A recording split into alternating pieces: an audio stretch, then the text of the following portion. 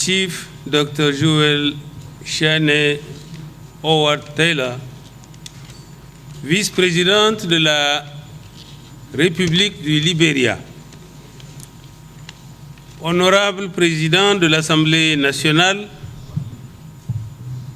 honorable président du Sénat,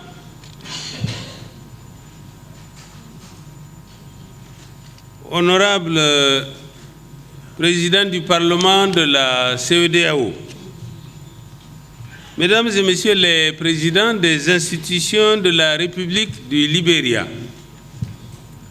distingués invités, mesdames et messieurs, en vos divers titres, grades et qualités,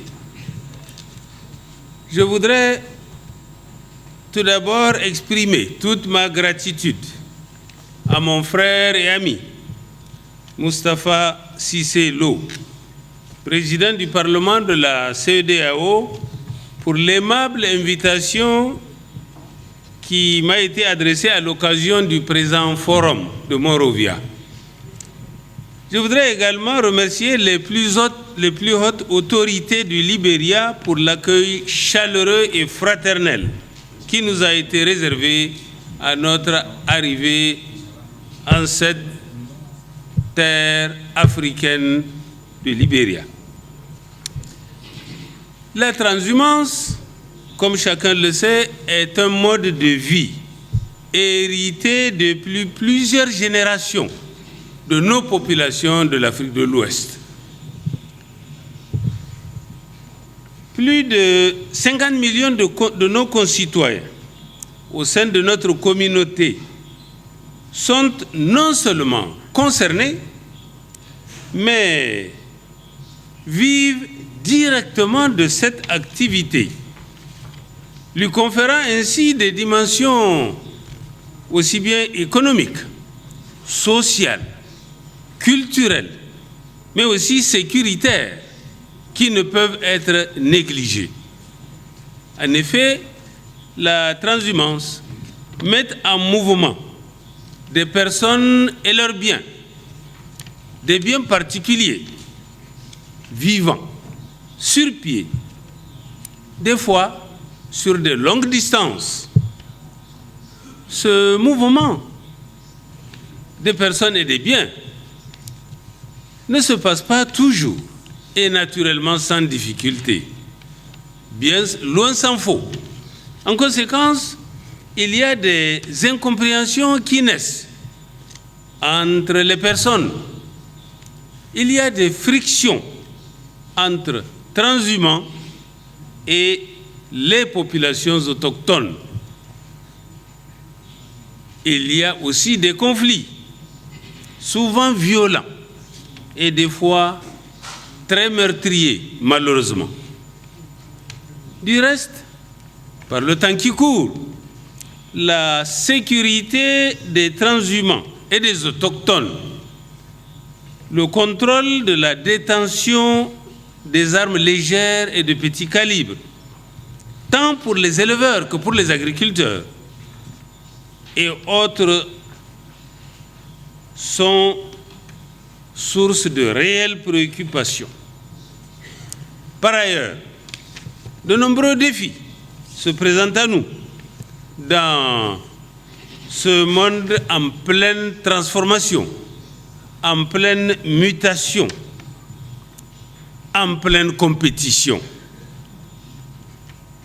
Tous qui exigent de notre communauté des adaptations par nécessité de survie. Nous avons dans notre espace communautaire ouest-africain une vive croissance démographique,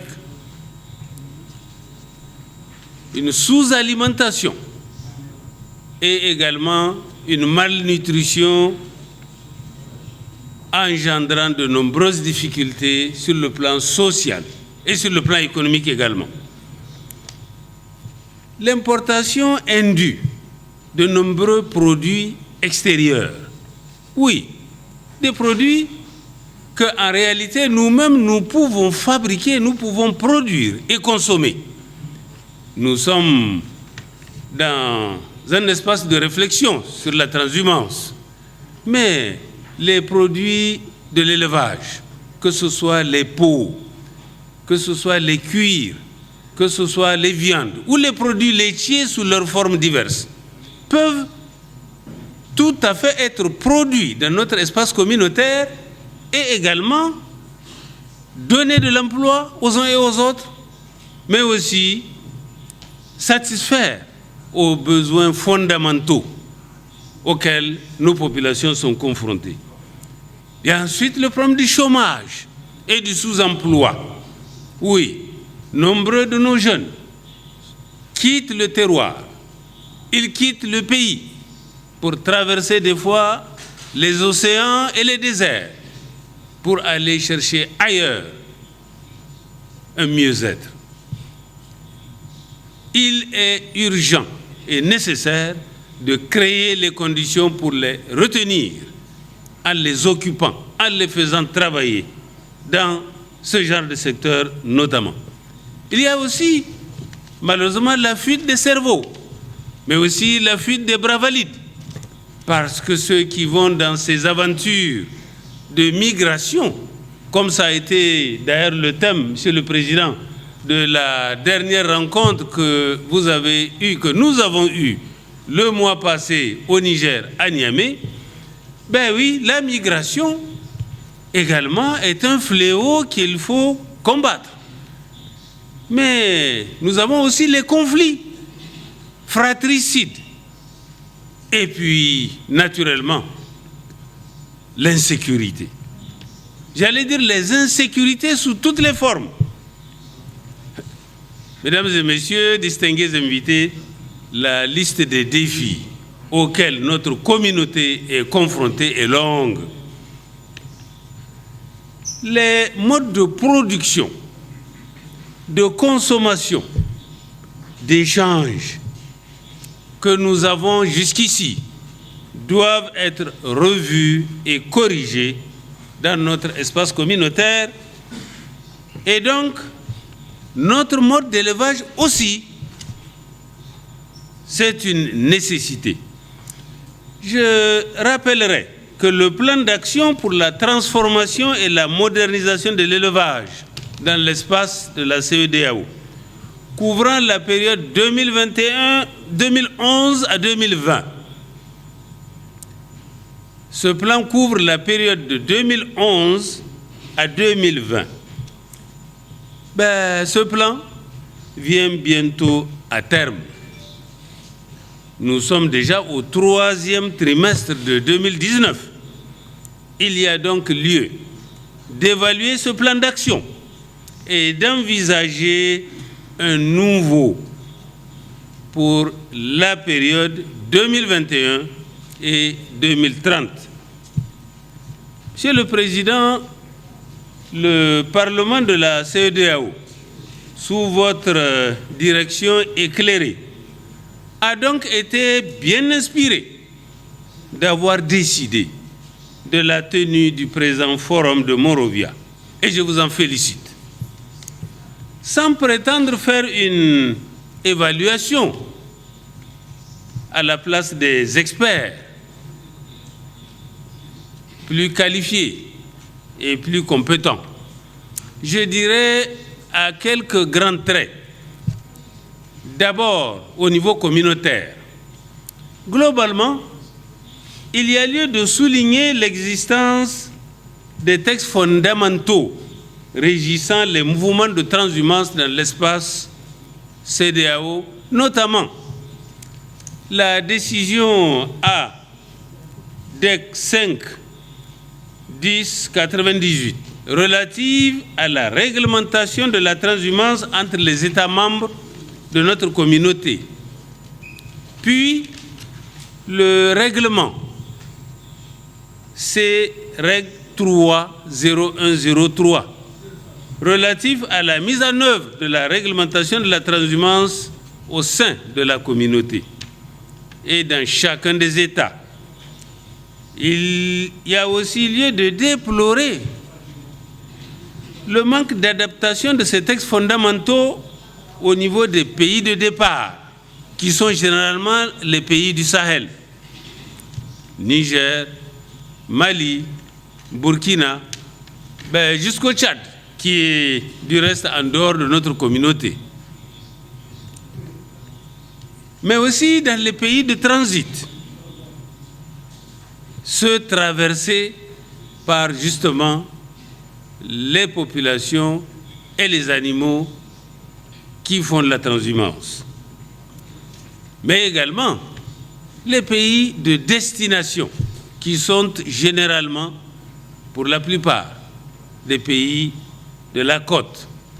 Encore que certains de nos États remplissent, disons, les deux conditions. Ils sont tantôt pays de départ de la transhumance, pays également de destination, pour disposer dans chaque cas de législation nationale appropriée sur la transhumance. Maintenant, en dehors de ce niveau communautaire global, il y a aussi le niveau des États. Certains disposent déjà des lois et des codes pastoraux. Ce sont généralement les pays du Sahel que j'ai cités tout à l'heure, mais d'autres ont même fait des efforts pour mettre en place un comité national de transhumance pour mieux organiser cette activité. C'est le cas par exemple du Togo, c'est le cas aussi du Bénin. On espère que les autres États membres vont également suivre le mouvement. En conclusion, Monsieur le Président, distingués invités, dans ce message de solidarité qui a été déjà un peu long, je voudrais suggérer, premièrement, d'intensifier la sensibilisation des éleveurs et des associations qu'ils créent eux-mêmes au moyen du certificat international de transhumance prévu par les textes en vigueur au niveau communautaire pour la liberté de la transhumance, mais sous réserve du respect des différentes législations nationales qui sont en vigueur. Ensuite, réunir au moins 2 fois chaque année le comité national de transhumance dans chaque État. D'abord pour préparer la transhumance et ensuite pour l'évaluer et corriger. Notre système d'élevage doit, à mon sens, être progressivement moins mobile et moins informel, mieux organisé. Il doit devenir plus stable et mieux sécurisé. Comme je l'ai évoqué tout à l'heure, il doit être en mesure de procéder à la transformation des produits qui soient compétitifs, issus de l'élevage. Il doit également s'adapter aux normes aussi bien nationales qu'internationales, en termes de qualité, mais aussi en termes de marketing, de manière à susciter la demande et à faire en sorte que nous puissions consommer pleinement ce que nous produisons.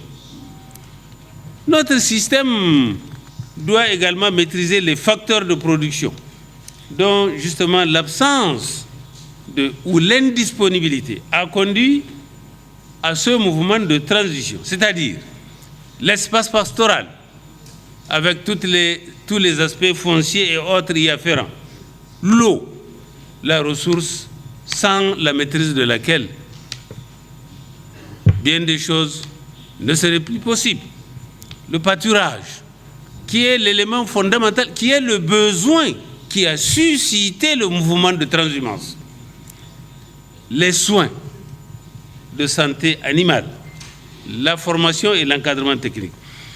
Il y a lieu de féliciter et remercier notre communauté, notre organisation commune, la CEDEAO, pour l'effort fourni dans le cadre de la recherche d'une transhumance apaisée et souligner en particulier l'effort fourni par les pays de transit, mais aussi par les pays d'accueil pour cette solidarité agissante.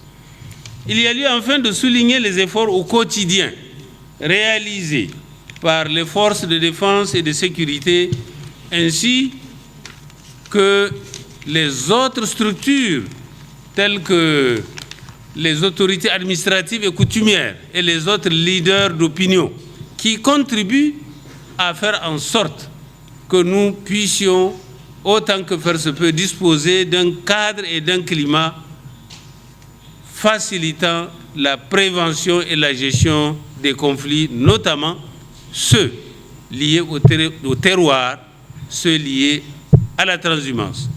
Je vous remercie, mesdames et messieurs, de votre aimable attention.